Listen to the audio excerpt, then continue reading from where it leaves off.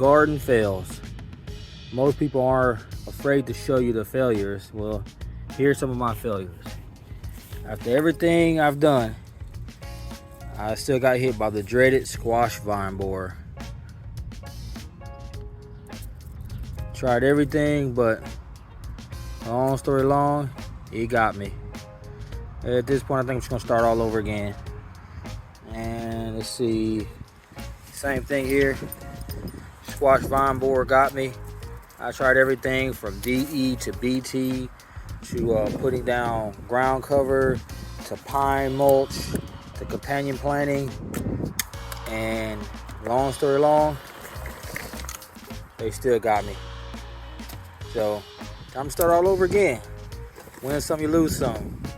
All right, it's a time for everything. Time to plant, time to uproot.